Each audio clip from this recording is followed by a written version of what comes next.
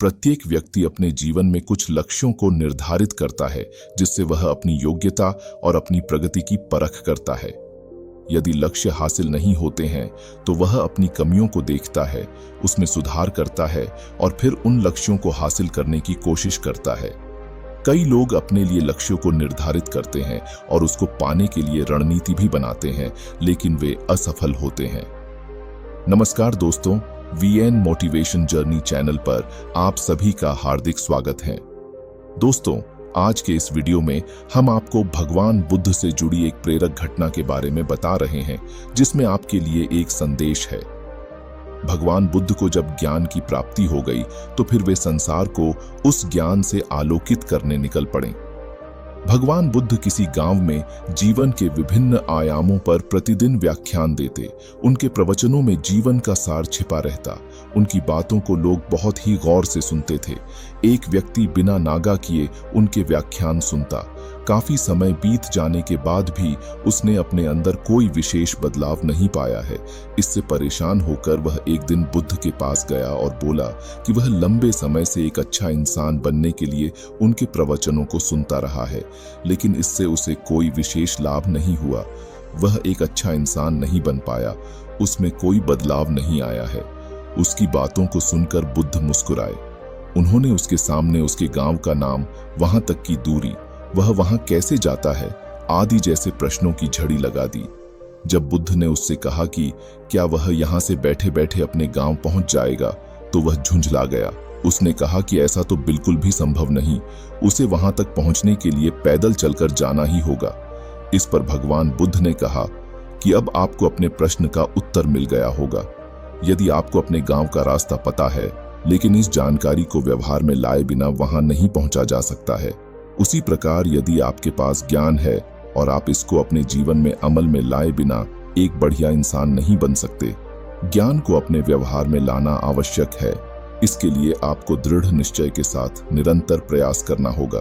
तो दोस्तों, इस कथा का सार बस इतना ही है कि ज्ञान को व्यवहार में लाए बिना लक्ष्य की प्राप्ति नहीं की जा सकती है। दोस्तों, इस बात को मैं एक और कहानी के माध्यम से समझाता हूँ।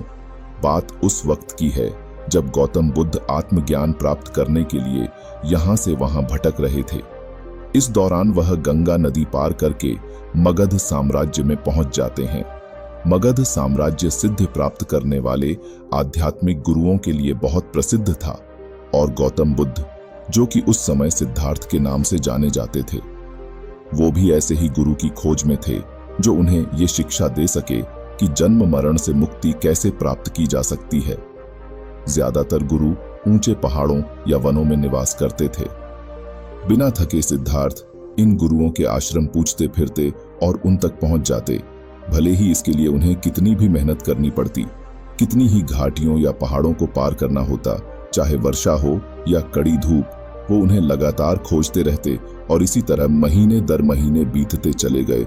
इसी दौरान सिद्धार्थ ऐसे साधुओं से भी मिले जो अन्न ग्रहण न करके वनों के फलों और कंद मूल पर ही अपना जीवन निर्वाह करते थे। वह बहुत कठोर तपस्या करते थे।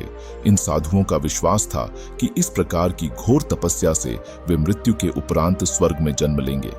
एक दिन सिद्धार्थ ने उनसे कहा, भले ही आपका जन्म स्वर्ग में हो जाए, लेकिन धरती पर रहने वाले लोगों की पीड़ाएं तो ज्यों की त्यों ही बनी रहेगी। सच्चे धर्म की खोज का मतलब है कि जीवन की पीड़ाओं का समाधान करना, न कि जीवन से पलायन करना। ये सच है कि यदि हम अपने शरीरों को विष या सख्त लोगों के समान बना लें तो भी समस्या हल नहीं होगी, लेकिन शरीर को तपाने से भी तो कुछ लाभ नहीं है। कुछ आश्रमों में 3-4 महीने बिताने के बाद भी सिद्धार्थ की खोज जारी रही। उनकी ध्यान साधना लगातार बढ़ती जा रही थी, किंतु फिर भी वो जन्म और मरण के दुख से मुक्ति पाने के सच्चे धर्म का सच्चा मार्ग प्राप्त करने में सफल नहीं हुए थे। समय तेजी से बीत रहा था और सिद्धार्थ को अपना घर छोड़े हुए 3 साल हो चुके थे। कभी कभी जब वो वन में ध्यान लगाने बैठे होते थे तो सिद्धार्थ के मन में अपने पिताजी शुद्धोधन यशोधरा और अपने बेटे राहुल की आकृतियां और अपने बचपन तथा युवावस्था के चित्र विचारों में कुंद जाते। लेकिन उनका दृढ़ विश्वास था कि एक ना एक दिन वो सच्चे धर्म का मार्ग खोज ही लेंगे। एक बार की बात है, वो मगध की राजधानी राजगृह के पास पांडव पर्वत पर अकेले ही निवास कर रहे थे। एक दिन वो भिक्षा मांगने के लिए राजधानी में आ पहुंचे। उनकी मंद गरिमा में चाल तथा उनके अद्भुत मुखमंडल को देखकर रास्ते के दोनों ओर लोग रुककर इस सन्यासी को देखने लगते, जो ऐसी शालीनता के साथ चल रहा था जैसे शेर पहाड़ी जंगल में चलता हो। संयोग से उसी समय मगध के राजा बिंबिसार भी अपने रथ में सवार होकर उधर से गुजर रहे थे। राजा ने अपने सारथी को रथ रोकने के लिए कहा, जिससे कि वो सिद्धार्थ को भली भांति देख सके। उन्होंने अपने एक सेवक से कहा कि सन्यासी को भोजन दे दिया जाए और इसके पीछे पीछे जाकर देखकर आओगे इसका निवास कहां पर है।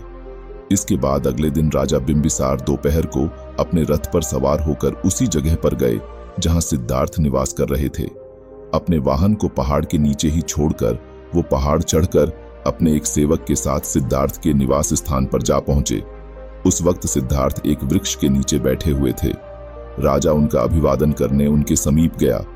ये देखकर सिद्धार्थ उठ खड़े हुए। उनकी वेशभूषा देखकर वो समझ गए थे कि यह मगध का राजा ही है। सिद्धार्थ ने हाथ जोड़े और उनको पास की एक बड़ी शिला पर बैठने का संकेत किया और सिद्धार्थ खुद उनके सामने एक शिला पर बैठ गए। इस तरह का आचार व्यवहार देखकर राजा बिंबिसार बहुत प्रभावित हुए। उन्होंने कहा, मैं मगध का राजा हूं। मैं आपको अपने साथ अपनी राजधानी चलने के लिए आमंत्रित करने की इच्छा से आया हूं। मेरी अभिलाषा है कि आप कुछ समय मेरे साथ बिताएं और मुझे अपने शिक्षाओं तथा अपने ज्ञान से लाभान्वित करें। जब आप मेरे साथ होंगे तो मुझे विश्वास है कि मगध राज्य और भी ज्यादा शांति और तरक्की उपलब्ध करेगा। सिद्धार्थ ने मुस्कुराकर कहा, मैं वनों में ही रहने का आदी हूं। इस पर राजा कहता है कि यह तो बहुत ही कठोर जीवन है। यहाँ ना तो बिस्तर है, न कोई सोने के लिए चारपाई है और आपको सहायता करने वाला कोई सेवक भी नहीं है। यदि आप मेरे साथ चलना स्वीकार करें तो मैं आपको अपने महल में ही ठहराऊंगा। कृपया करके मुझे शिक्षा देने के लिए मेरे साथ राजधानी चलिए। इस पर सिद्धार्थ ने कहा कि सम्राट महल का जीवन मुझे उपयुक्त नहीं लगता। मैं अपने और अन्य सभी प्राणियों के जीवन को दुखों से मुक्ति दिलाने का मार्ग खोजने में जुटा हुआ हूं। मेरे जैसे सन्यासी के हृदय की इस खोज की दृष्टि से महल में रहना मेरा उचित नहीं है। ये सुनकर राजा कहता है कि तुम तो मेरे समान ही युवा हो। मुझे ऐसे मित्र की आवश्यकता है जिससे मैं अपने मन के विचारों का खुलकर आदान प्रदान कर सकूं। जब से मैंने तुम्हें देखा है तब से मैं तुम्हारे साथ एक अपनापन सा अनुभव कर रहा हूं। तुम मेरे साथ चलो। यदि तुम्हें स्वीकार हो तो मैं तुम्हें अपना आधा राज्य देने को प्रस्तुत हूं। जब तुम बूढ़े हो जाओ तो दोबारा सन्यासी बन जाना। यह सुनकर सिद्धार्थ कहते हैं कि आपकी उदार हृदयता और संरक्षण के लिए मैं धन्यवाद करता हूं, किंतु सच तो यह है कि मेरी एक ही इच्छा है कि ऐसा मार्ग खोज सकूं जिससे समस्त प्राणियों को दुखों से छुटकारा मिल सके। सम्राट, समय बहुत ही जल्दी बीतता है। युवावस्था की शक्ति और ऊर्जा का मैं अभी प्रयोग नहीं करूंगा तो बुढ़ापे के आने पर मुझे बहुत खेद होगा। जीवन इतना अनिश्चित है कि रोग और मृत्यु कभी भी दबोच सकते हैं। क्रोध, लोभ, मोह, घृणा, विषय शक्ति, ईर्ष्या और अहंकार के लपटों के कारण मेरे हृदय में आंतरिक अशांति व्याप्त है। जब सच्चे धर्म का मार्ग मुझे मिल जाएगा तो समस्त प्राणियों के कष्ट समाप्त होना संभव होगा। यदि आपके मन में मेरे प्रति सच्चे प्रेम की भावना है तो मुझे उस मार्ग पर चलने दे जिस पर मैं इतने समय से चलता आ रहा हूं। सिद्धार्थ के इन वचनों से राजा बिंबिसार और भी ज्यादा प्रभावित हो गए। उन्होंने कहा कि आपकी दृढ़ और निश्चयपूर्ण बातें सुनकर मुझे तो बहुत प्रसन्नता हुई। हे प्रिय सन्यासी, अब क्या मैं आपसे यह पूछ सकता हूं कि आप कहां से पधारे हैं और आपका वंश नाम क्या है? यह सुनकर सिद्धार्थ कहते हैं कि सम्राट, मैं शाक्य राज्य से आया हूं। कपिलवस्तु में राज्य कर रहे राजा शुद्धोधन मेरे पिताजी हैं और मेरी माता रानी महामाया थी।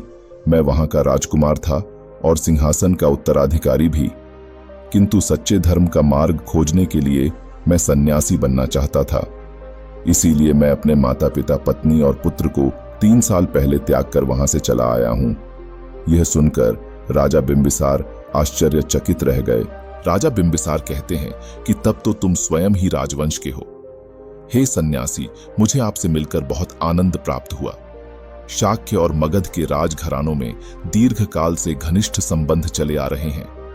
मैंने कितनी मूर्खता की कि आपको अपनी राज सत्ता और संपदा की बातें करके अपने साथ लौट चलने के लिए कह रहा था। कृपया मुझे क्षमा कर दें। मैं आपसे यह जानना चाहता हूं कि क्या आप समय समय पर मेरे महल में आते रहेंगे और मुझे भोजन समर्पित करने की अनुमति देंगे? और जब आपको सच्चे धर्म का मार्ग मिल जाए तो आप दया करके वापस आकर अपने शिष्य के रूप में मुझे भी शिक्षा देना। क्या आप यह वचन देंगे? सिद्धार्थ ने हाथ जोड़कर उत्तर दिया कि मैं वचन देता हूं कि जब भी मैं सच्चे धर्म का मार्ग खोज लूंगा तो वापस आकर आपको उसके संबंध में अवश्य बताऊंगा। राजा बिंबिसार ने सिद्धार्थ के समक्ष नमन किया और अपने सेवक के साथ पहाड़ से नीचे उतर गए। बाद में उसी दिन सिद्धार्थ ने अपना निवास स्थान बदल दिया, क्योंकि उन्हें डर था कि युवा राजा अपनी भेंट भेज कर उनके साधना में रुकावट उत्पन्न करेगा।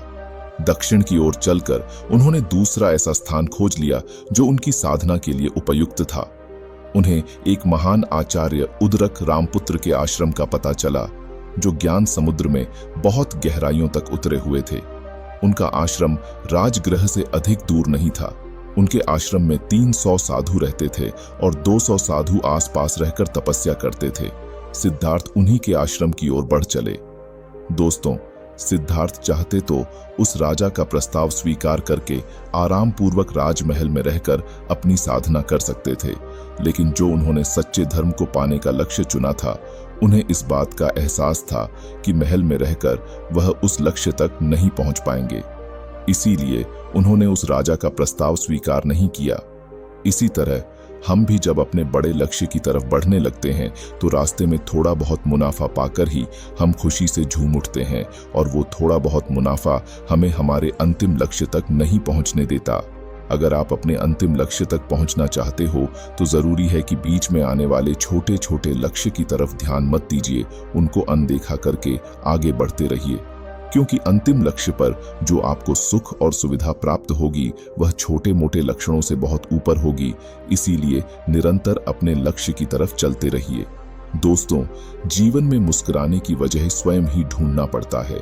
उज्जवल भविष्य का सपना निश्चित रूप से जीवन में प्रसन्नता एवं उमंग पैदा करता है, किंतु किसी भी सुनहरे सपने को साकार करने के लिए जीवन में पुरुषार्थ करना पड़ता है। कोई भी लक्ष्य बिना संघर्ष और मेहनत के प्राप्त नहीं किया जा सकता। लक्ष्य प्राप्ति के लिए उपलब्ध संसाधनों और समय का सही संतुलन बनाना होता है। जीवन का उद्देश्य केवल किसी लक्ष्य को हासिल करना न होकर प्रसन्नता के साथ सफलता प्राप्त करना होना चाहिए। हम सभी को जीवन में ऐसे लक्ष्य का चुनाव करना चाहिए जो वास्तविक हो, अर्थात जिसे प्राप्त करना संभव हो। जैसे अच्छे पायलट बनने का लक्ष्य मेहनत और लगन से प्राप्त किया जा सकता है, परंतु पक्षी बनकर आकाश में उड़ने का सपना पूरा करना कठिन होता है। हमें लक्ष्य ऐसा चुनना चाहिए जो हमें प्रेरित करे और चुनौतियों से भी परिपूर्ण हो। असंभव लक्ष्य का निर्धारण हमारे जीवन में केवल तनाव ही उत्पन्न करता है। किसी भी लक्ष्य की प्राप्ति हमें प्रसन्नता का अनुभव तभी करा सकती है जब हमने लक्ष्य का चुनाव स्वयं अपनी क्षमताओं को ध्यान में रखकर किया हो, न कि किसी और के कहने या मजबूर करने पर। अपनी क्षमताओं का ध्यान रखते हुए दृढ़ विश्वास, निरंतर कार्य करने की क्षमता, उचित दृष्टिकोण, सही मार्गदर्शन अपनाएं और सदा स्वयं को प्रेरित रखना अति आवश्यक है। लक्ष्य का निर्धारण सोच समझकर करने के बाद उसकी प्राप्ति के लिए सही योजना भी बनाएं। एक समय में केवल एक लक्ष्य को प्राप्त करने की कोशिश करें। लक्ष्य की तरफ एक एक कदम मजबूती के साथ बढ़ाएं। इसके लिए सबसे पहले यह तय करें कि आप क्या हासिल करना चाहते हैं और फिर यह सोचें कि कैसे हासिल करेंगे। लक्ष्य प्राप्ति के लिए किसी भी गलत तरीके का चुनाव न करें। इससे आपको जीवन में तनाव और परेशानियों का सामना करना पड़ सकता है। जीवन का आनंद केवल कर्मवीर ही उठाते हैं। भय, अंधविश्वास और भाग्य के भरोसे जीने वालों को न तो कभी जीवन का आनंद मिलता है और न ही वे लक्ष्य प्राप्त कर सकते हैं। नेपोलियन ने अपने सैनिकों को कहा था, मैंने भाग्य को खूंटी पर टांग कर हाथों का सहारा लिया है। ऐसे संकल्प करने वाले ही जीवन में विजय प्राप्त करते हैं और यही विजय प्रसन्नता का कारण बनती है। इसलिए भाग्य को जागने का इंतजार न करें। भाग्य आपके कर्मों से खुद जाग जाएगा। इस बात में कोई संशय नहीं है कि प्रसन्नता बाहर नहीं बल्कि अपने भीतर ही होती है। जीवन में लक्ष्य प्राप्ति के लिए चरित्रवान एवं अनुशासित होना बहुत जरूरी है। इतिहास ऐसे लोगों के उदाहरणों से भरा पड़ा है जिन्होंने अनुशासन और चरित्र के बल पर विश्व को अपने कदमों को झुकाया, जिनमें हम स्वामी विवेकानंद, स्वामी दयानंद, डॉक्टर एपीजे अब्दुल कलाम, लाल बहादुर शास्त्री जैसे महापुरुषों का जिक्र कर सकते हैं। विश्व के जाने माने शिक्षाविद चर्चिल के अनुसार भी जीवन में चरित्र निर्माण और ज्ञान प्राप्ति महत्वपूर्ण लक्ष्य होने चाहिए। स्वामी विवेकानंद ने भी कहा है कि शिक्षा का मुख्य उद्देश्य मनुष्य निर्माण होना चाहिए। दोस्तों, लक्ष्य प्राप्ति के लिए माता पिता का मार्गदर्शन और सहयोग बहुत जरूरी है। बच्चों की खुशी के लिए आवश्यक है कि माता पिता बच्चों को अपनी रुचि और क्षमता के अनुसार लक्ष्य चुनने की स्वतंत्रता दें। किसी भी तरह का दबाव उन पर न बनाएं, क्योंकि क्षमता और रुचि के विपरीत लक्ष्य चुनने से बच्चा हमेशा तनाव में रहेगा। कई बार इसके दुष्परिणाम भी देखने को मिलते हैं। इसलिए बच्चों को सही लक्ष्य का चुनाव करने में मार्गदर्शन करें, जिससे वह प्रसन्नता पूर्वक उसे अपना सके। दोस्तों, हर महान व्यक्ति एक समय में छोटा बालक होता है। हर बड़ी इमारत एक समय में केवल नक्शा ही होती है। इसलिए किसी भी परिस्थिति में घबराना नहीं चाहिए, बल्कि मजबूती के साथ इसका सामना करना चाहिए। महत्वपूर्ण यह नहीं है कि आज आप कहां खड़े हैं, बल्कि जरूरी यह है कि भविष्य में आप कहां खड़े हो सकते हैं। इसीलिए हमेशा खुद पर विश्वास रखें और क्या हासिल करना है, केवल उस पर ही ध्यान केंद्रित करें।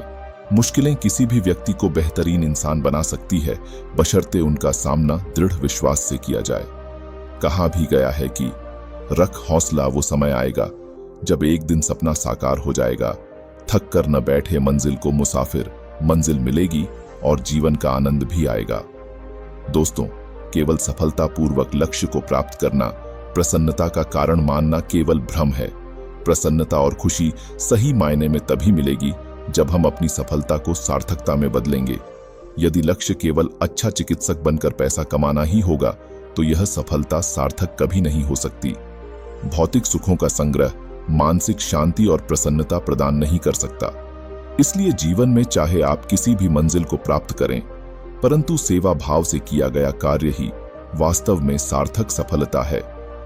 हमें उपयुक्त लक्ष्य का चुनाव करना चाहिए जो स्वयं को रोशन करे। सागर में बूंद की तरह न बने जिसके कोई मायने नहीं होते, क्योंकि मंजिल हमारे पहने हुए जूते नहीं होते, बल्कि सही दिशा में उठाए गए कदम हैं। तो दोस्तों, कैसी लगी आपको यह कहानी कमेंट में जरूर बताएं, और अच्छी लगी हो तो चैनल को सब्सक्राइब करके बेल आइकन को ऑल पर सिलेक्ट कर ले, ताकि आने वाली अगली वीडियो की नोटिफिकेशन आपको मिल सके। तो दोस्तों, फिर मिलेंगे अगले किसी वीडियो में। तब तक के लिए आप अपना ख्याल रखना और हमेशा मुस्कुराते रहना। धन्यवाद।